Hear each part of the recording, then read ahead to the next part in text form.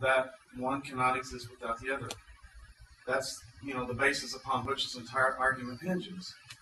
So is that true? Is that what atheists come to you and they say, yeah, but wouldn't they say to you, wouldn't they say to you it's impossible, or isn't it possible that objective moral values and duties exist even if God wasn't around? Yes. Don't they say that? I thought, as I said, they would attack premise 2, but they don't. Instead, they tend to attack premise 1. But then I gave a defense of premise 1. I mean, it's not just assumed. I argued, for example, remember that the most plausible form of atheism is naturalism. Right. And naturalism says the only things that exist are the things that are required by our best scientific theories. So do they ever come to you and say, well, you did mention that about like the troop of baboons that have their own rules and help them survive. Right. So what is the best argument for that? I mean, what is the best when someone says, well, could baboons just have a group of objective moral values and duties that they have developed that help them survive, and if they didn't have those, then there wouldn't be any baboons. Right. Now, see here, that's why I spent time defining what I mean by objective and subjective. Yeah, that's purely subjective. That is to say that moral values depend upon human beings sort of getting together and saying, you scratch my back, I'll scratch yours, and you develop this herd morality that will function well in the perpetuation of the species. But there's nothing really objective about that. It's just a sort of social convention, like going on the green and stopping on the red, or driving on the right instead of on the left. So what defines objective? Is it not that objective is values that are commonly held by all humans on the earth? No. See, now that's why it's so important to define your terms. What you defined was universal. Right. You defined values are universal if they're held by everybody. But remember, my example of the Holocaust, if the Nazis had won World War II, so that everybody thought the Holocaust was really good, if the Holocaust was objectively bad, that wouldn't make any difference. It was still bad, even if everybody thought it was good. What's the definition of objective? Okay, objective, once again, is independent of what people's opinions think about it.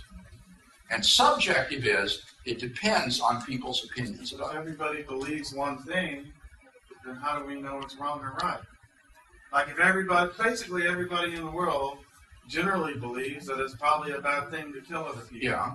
All right. Okay, now that is... Every major religion in the world believes that, pretty much. It doesn't always happen in the world that way, but even some of the central tenets of Islam, even though obviously with things that are going on in the world right now, that's not what's really happening in reality, but in Islam, they basically say, hey, it's wrong to kill other people. Most major religions believe that. So how do we know that that's right? Okay, see, that's the knowledge question that Walter was raising again. How do we come to know objective moral values and duties? And this argument just doesn't address that. I'm not interested in that question today. That would be a question, to talk about in another class. What we're arguing here is for the objective reality of moral values and duties, and how we come to know them, well, that's a different question. As I say, I suspect as a Christian that God has written his moral law in our hearts and that divine revelation can assist us, but that's neither here nor there for this argument. I think we have time for another question. We ended 12, is that right? Okay. Let me just say that if anybody has, we can go just a few more minutes, but if anybody has, I just want to take advantage of Dr. Craig being here. If anybody has maybe one of the questions that they're not related to this, but you've been chewing on, that you chew on as your kind of your sugar stick argument, you might want to bring it up here. I just want to give you that quick opportunity, as well as what we've been talking about here real quick. Yes. Dr. Craig, this premise right here, what? That also I'm just thinking in terms of, he mentioned Islam. This would still defend a Muslim's belief. I mean, Muslim whether or not we agree with their objective moral duties, right? But it's right. The problem with Islam is not its moral theory. Right. If the Muslim thinks that our moral duties are constituted by God's commandments, I agree with him. I don't think he's got the wrong moral theory. His problem is he's got the wrong God. Right, that's just another can of worms, but it defends him as well. Right. This is an argument not for Christianity, but for God as a personal, absolute good and command moral lawgiver, which would be common to Judaism, Islam, Christianity. So Muslim would be quite enthusiastic, I think, about this argument. And the stumbling block will be, I think, Jesus of Nazareth. It'll be elsewhere. Yes? When you spent time together, did you go there with some of these issues that we're not addressing today on the radio program? Well, we certainly talk quite a bit about Islam and Christianity, for example. We did 3 shows on that subject. I studied Islam as one of my side areas when I did my doctoral work in theology.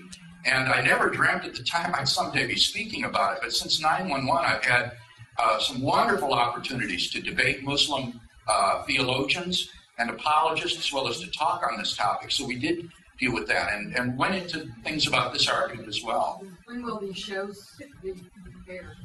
We're going to get them on the web just as soon as we can. And believe me, you have to listen to them about 150 times. No, they're not bad. They're not. They're going to scare people away. No, really. Give it to You may want to listen to it again and go over some fine points, just like it has been done here. Kind of tease some things that that makes sense, but let me make sure I understand it. I do this. I do that all the time. It doesn't take a lot of time. And that's a great thing about a podcast as opposed to a radio broadcast. The site isn't up there, but it's reasonablefaith.org. And you click on the button that says podcast, and you'll find 2 podcasts there. One is my Sunday school class I teach in Atlanta at our church, and the other is the show that I do with Kevin called Reasonable Faith. Can you give the name of the church? Yeah, I teach at Johnson Ferry Baptist Church, which is a great Southern Baptist church just north of Atlanta. Brian Wright is our pastor. Barrett Johnson is now on staff. Yeah. You left up there, so we got 2 peas in a pod. Okay, well, I've really enjoyed being with you folks here today, and